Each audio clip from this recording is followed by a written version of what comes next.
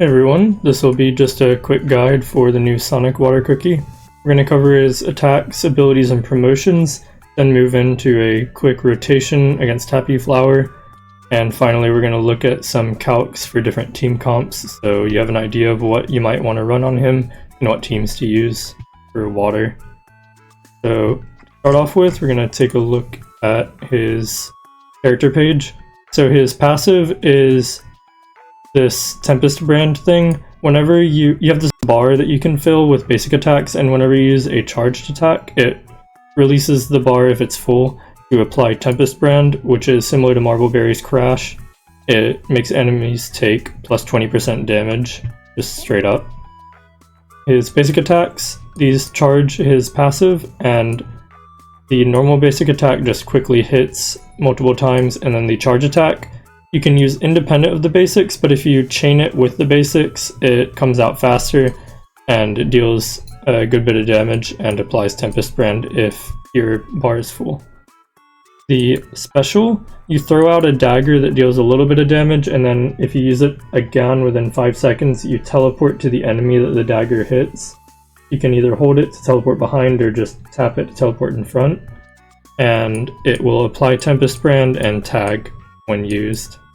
Both the small dagger and the big dagger apply tag, and their tag durations stack, I believe. The dash is normal, and then the ultimate, it says you hit 6 times with it, but you actually hit 4 times really quickly, and then 2 times a little bit delayed, and then finally you jump back and then lunge forward and deal the big 1000% hit at the end. The final attack also applies Tempest brand, and yeah, that's it for the ult. Moving on to promos. Shadow Assassin makes Tempest brand also increase damage taken from water cookies, and this stacks additively, so it's plus 15% on top of plus 20% for a total of plus 35%. The P3 is normal, it's just a 8% stat increase. P4 increases your special skill and ultimate damage by 20%, and then P5 has 2 effects.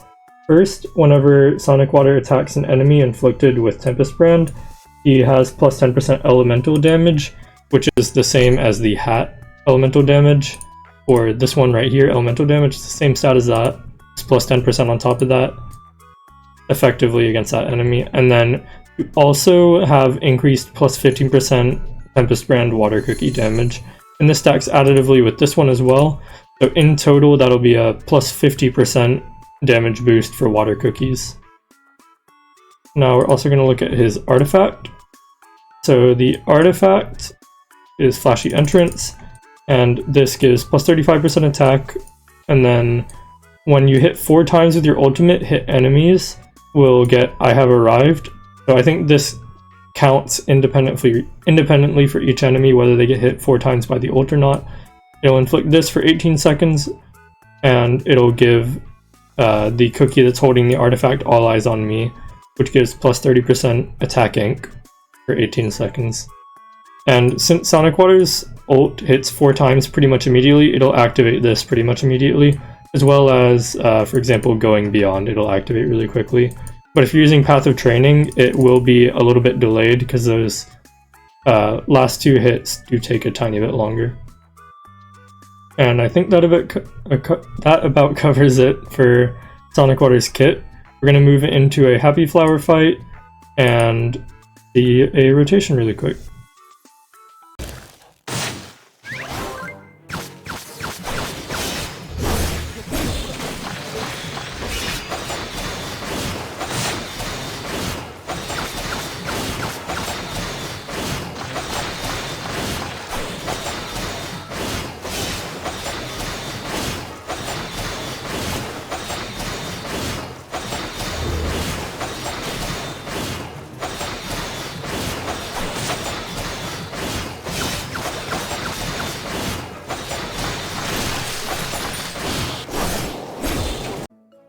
Alright, and with that rotation, we're going to move into the sheets. So I've got Ice Mint, Cream Soda, and Sonic Water's rotations all pulled up in here. And I've already gone through and processed the results for different team comps in both raids and crades. And not drag this out, I'm just gonna quickly go through the results on those. So these are some of the highlights from it.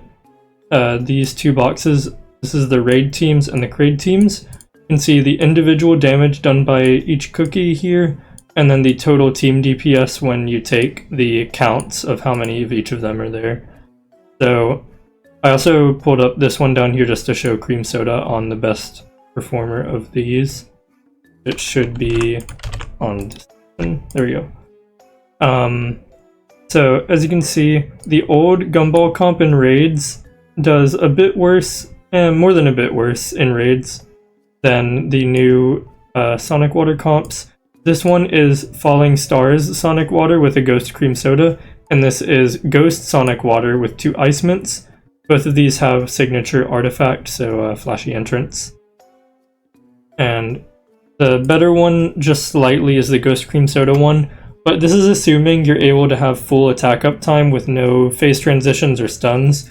So in reality, this is actually even better than this one, because Ice Mints take better advantage of having full attack uptime, but Cream Soda really likes it when you have a long phase transition or something, which typically happens in raids, because you're allowed to have your cooldowns run while the phase transition is happening, and Cream Soda does almost all of her damage based on skills and ult, and the consequence of skills and ult, which is waves.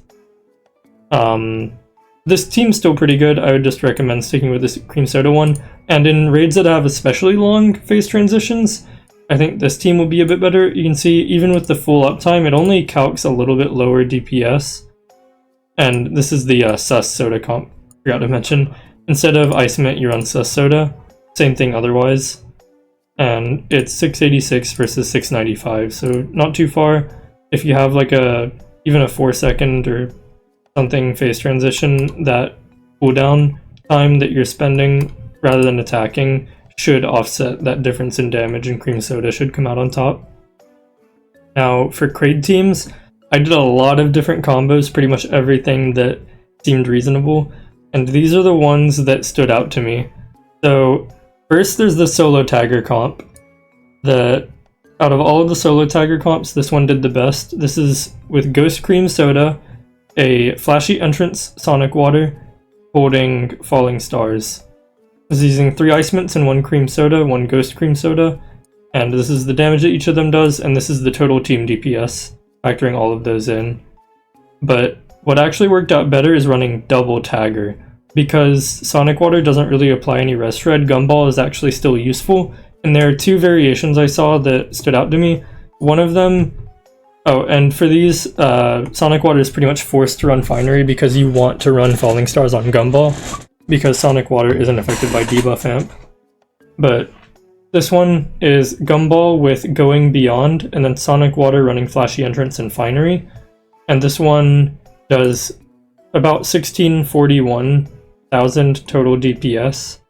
And then this one is the more budget option, where instead of running Flashy Entrance, you run Going Beyond on Sonic Water, and then you run Path of Training on Gumball. Now, Path of Training on Gumball is kind of hard to have activate, so you might need to swap these around and run Going Beyond on Gumball and Path of Training on Sonic Water. You will lose a bit of damage on Sonic Water for that, but it could be worth it if you have trouble activating Path of Training on Gumball. And this team only does a tiny bit less damage. You can see 1625 versus 1641. We can actually take the percent difference. We'll do this one over that one, and then 1 minus that percent.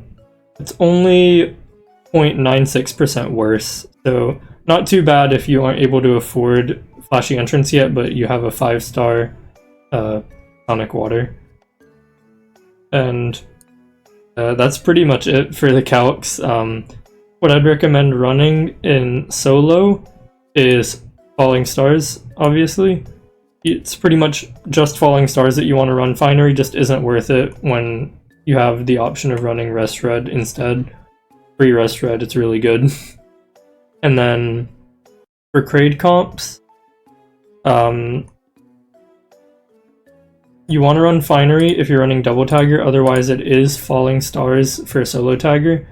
And then if you're running double tagger, you just need to pay attention to who's applying the tag. You always want the finery holder to apply tag, so that's Sonic Water.